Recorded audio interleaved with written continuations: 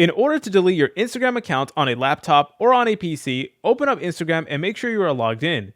Then go to the top right and select on your profile picture. Then select on the settings icon right next to your username, and then press on settings and privacy.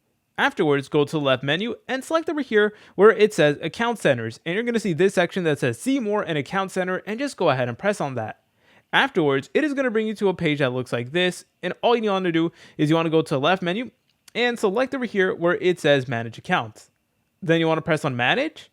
Then you want to select on your Instagram account. And then from here, you guys are able to go ahead and either deactivate it, and that is temporary. It means your profile will be hidden on Instagram until you reactivate it through Account Center or by logging into your Instagram account. Or if you want to permanently delete it, you guys can also do that as well by clicking on this option. When you delete your Instagram account, your profile, photos, comments, likes, and followers will be permanently removed. So that is an option that you guys are able to do. And then afterwards, it is going to ask you to verify that you want to do it, and you may need to enter in your Instagram password once again in order to confirm it. But afterwards, you should be good to go. If you guys found this video helpful, make sure to leave a like and subscribe. I'll see you in the next video.